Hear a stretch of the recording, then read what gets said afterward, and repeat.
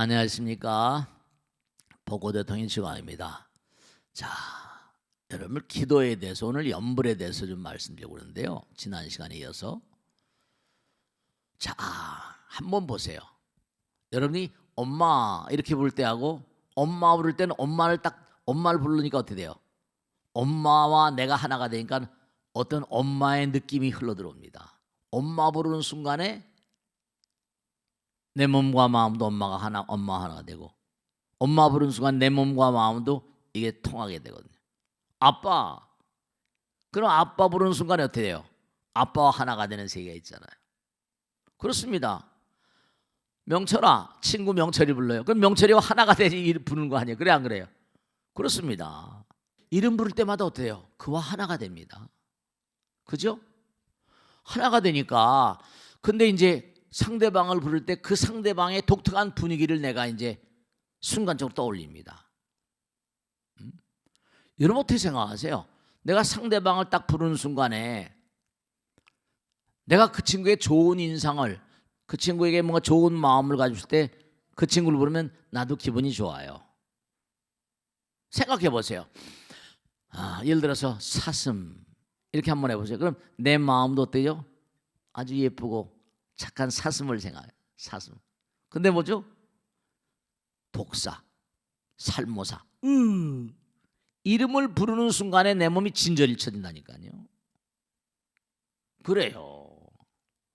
이 명어라는 게 명어 부사의 지력이라고 해서 이름이라는 게 이름으로 끝나는 게 아니라 나에게 어떤 느낌과 생각을 연상시킵니다. 왜 여러분들이 염불하고 기도를 열심히 해야 되는 거 아니? 부처님은 순일무잡하고 부르는 대로 나에게 이기거든요. 나의 몸과 마음 가운데 어떤 긍정적인 어떤 그런 반향을 가져다 주고 긍정적인 반응을 나타나게 합니다. 이 세상에서 가장 나에게 뭔가 아니 가장 나에게 긍정적인 어떤 그런 위실력을 행사할 수 있는 이름은 부처님 명호예요. 우리가 세상을 살면서 각양각색의 문제가 나에게 닥쳐옵니다. 각양각색의 문제가 나한테 닥쳐오는데 그 문제를 해결하려면 될까요? 마음이 혼란돼서는 해결이 안 돼요. 마음이 고즈넉하고 고요하고 마음이 통일장 상태 하나가 됐을 때 문제 해결 능력이 강화돼요. 마음이 혼란스러우면 이게 안 되거든요. 이 기도의 효용이라는 건 다른 것보다 우선 제일 먼저 아주 중요한 게 뭐냐면 기도의 효용은 내가 약사여러분 하면서 뭐라 내 마음 가운데 고요한 마음에 명경지수와 같은 마음이 되면서 아니면 우리 약사대불도 좋습니다. 약사대불을 떠올리면서 뭔가 내 마음이 고요해지면 통일장의 상태가 되니까 그만큼 문제 해결 능력이 강화됩니다.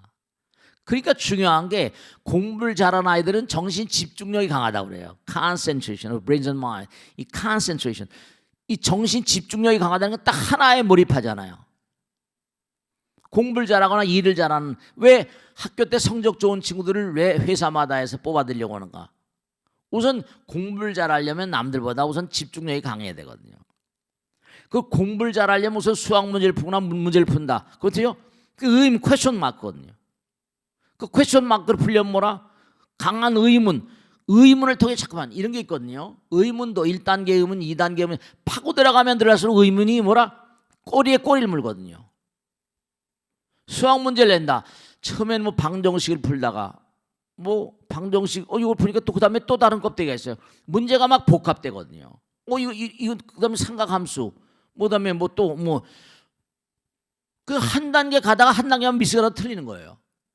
문제 출제는 그걸 노리는 겁니다. 하나를 풀면 또 한 단계 있고 또 한 단계. 이게 점층돼 있는 그런 문제들이에요. 미국 같은 데서는 뭘 하는 거 아니? 요즘에 GBT가 뭐 인공지능이 난리치는데 문제를 줍니다. 예를 들어서 내가 이 다음에 이 학교 들어오게 되면 전공을 살려서 뭘 어떻게 할 것이고 어떤 미래를 가고 싶은가 해서 에세이를 몇 페이지 작성해오라 이겁니다.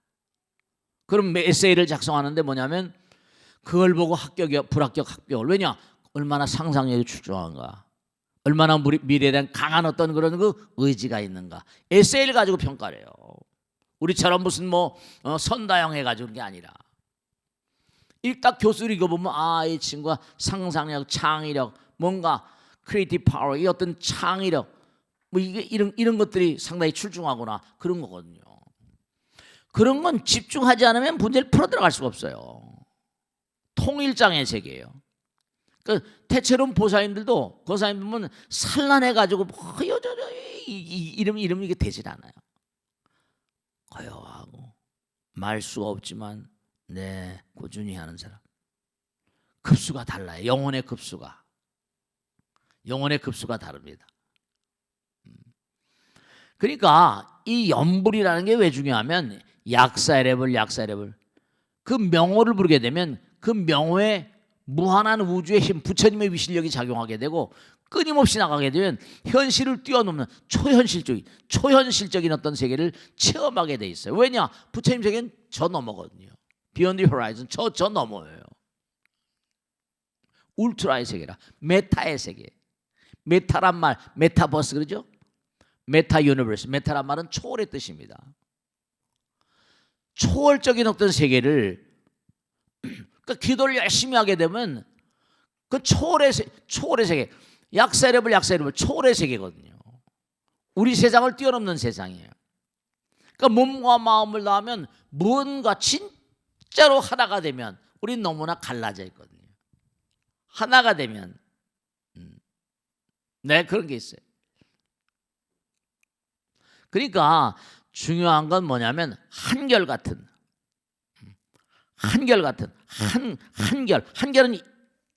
일선으로 가는 거야. 한결. 우리가 삶을 도모하면서 염불이 왜 중요하냐? 염불은 달래 중요한 게 아닙니다. 염불은 뭐냐면 하나하나 여러분이 꼭 생각하실 건 어떤 친구가 있고 누가 있다. 내 이름으로 부를 때 어떤 느낌을 가질까? 그런 게 있어요.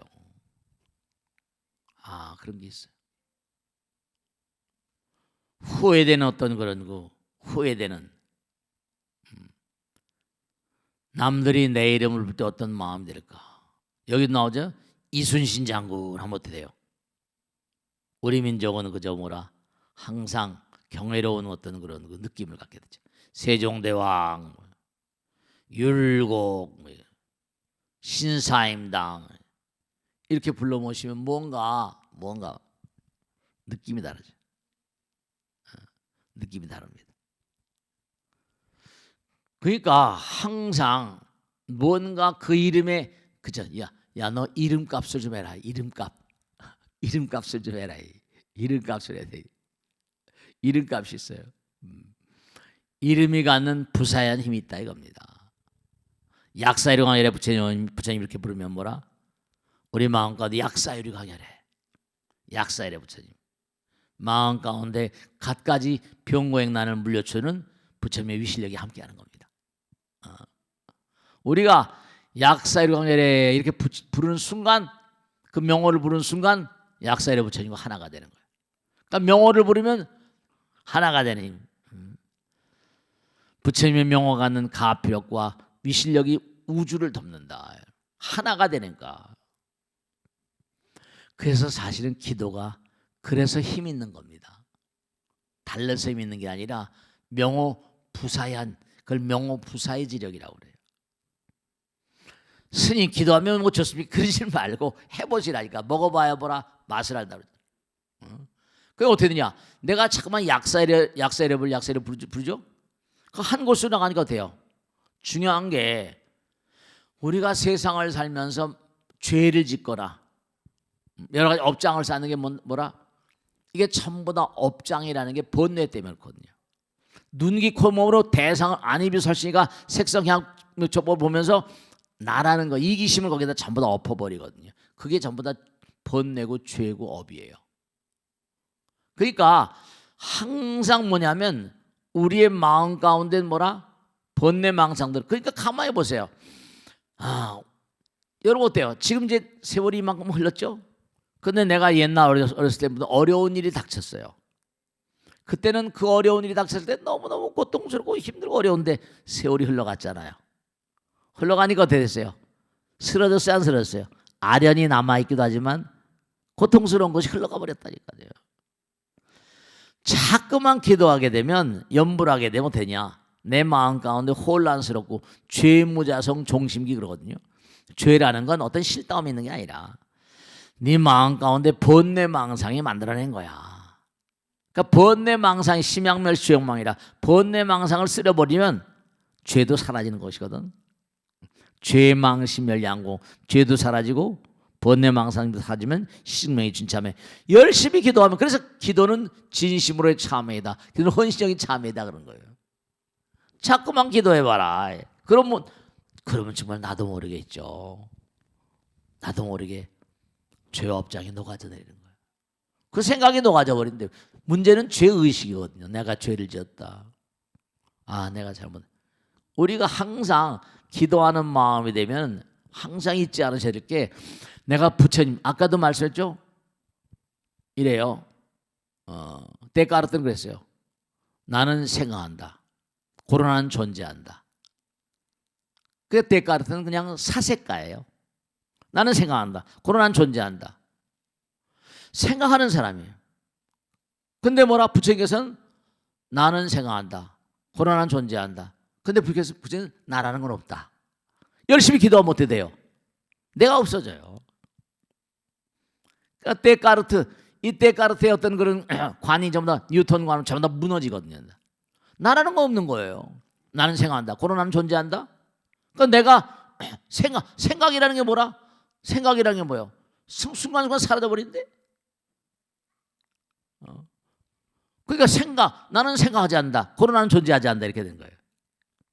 생각이라는 게 나면, 이른바 생각이라는 건 바로 뭐라? 염불해버리면 나는 없어져 버리죠.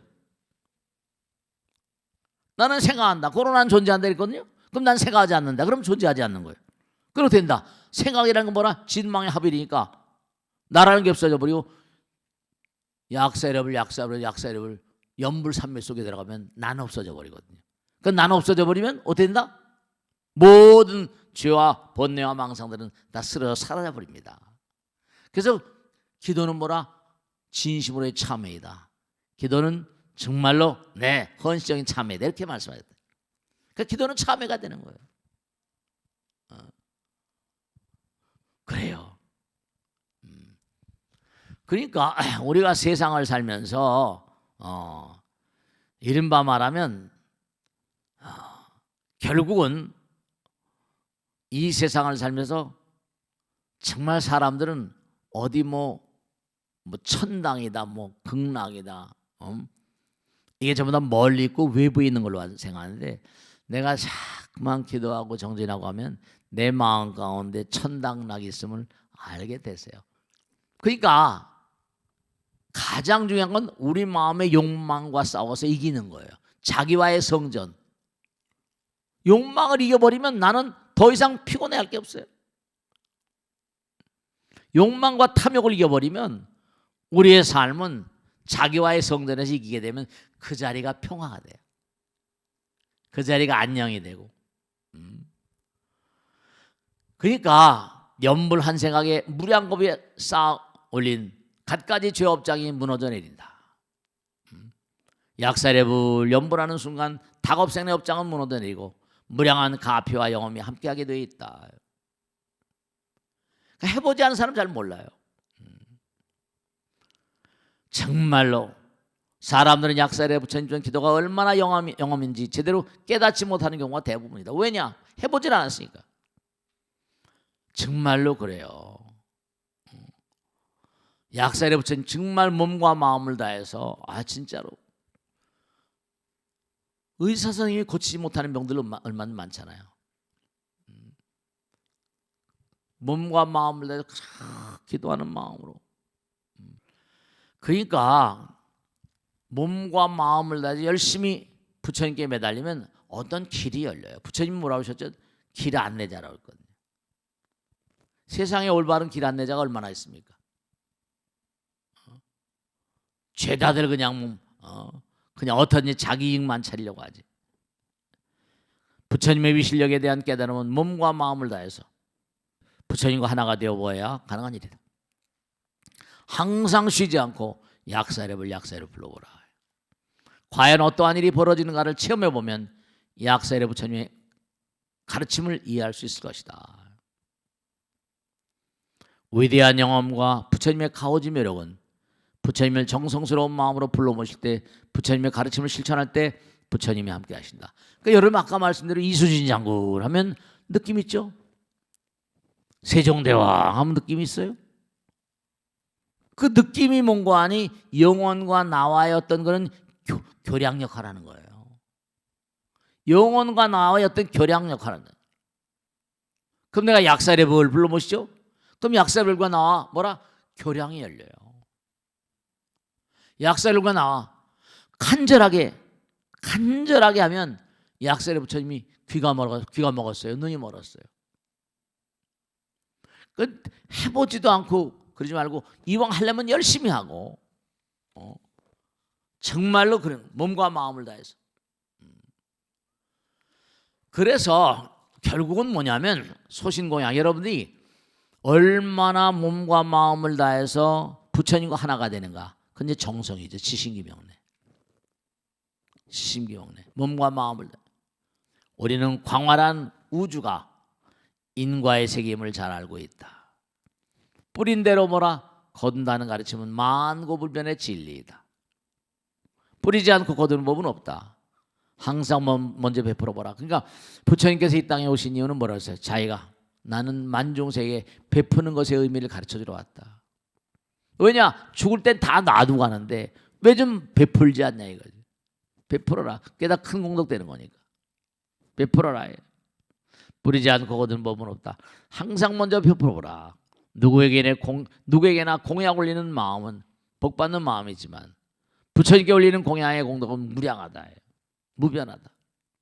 공양 올리는 마음은 공덕의 씨를 뿌리는 마음이며 무한 감사와 찬탄의 마음이다.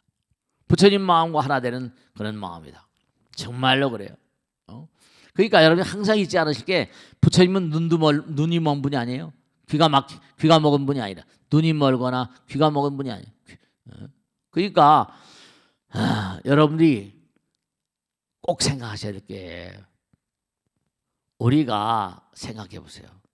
우리가 이 세상 살면서도 어때요? 전 옛날에 이 얘기를 우습게 들었는데 저 꼬드기는 거 아니었는데 이 세상 살면서도 은행에 예금이 있으면 배가 두둑하잖아요. 그래 안 그래요? 마음이 두둑하잖아요.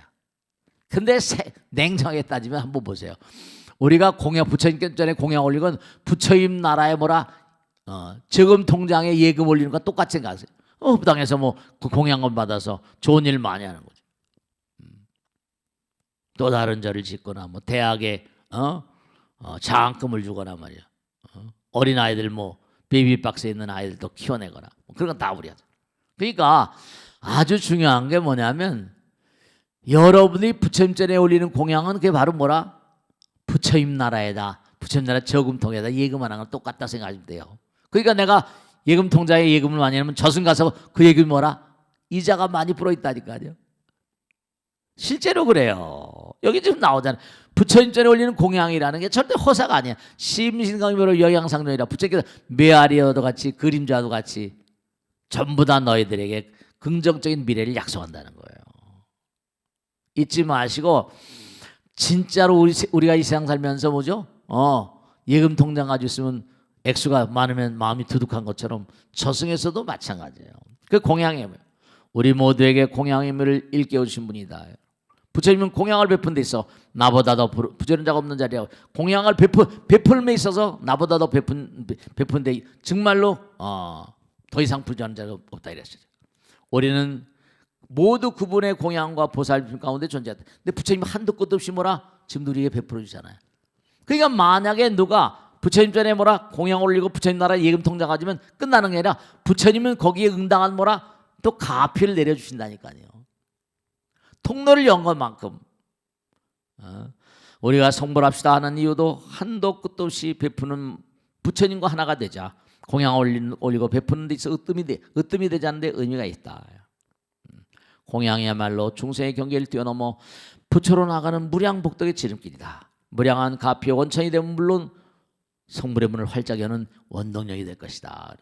그래서 내가 부처님과 자꾸만 뭐라 교신을 자꾸만 하고 부처님 나라에 뭐라 공덕을 쌓는 통로를 열어놓으면 통로가 크면 뭐라 부처님 콱콱콱 흘러주신다니까. 그런 거예요. 아시겠죠? 자, 오늘 여기서 모두 마치겠습니다. 대단히 감사합니다. 다음 시간에 또 계속합니다. 마치겠습니다. 고맙습니다.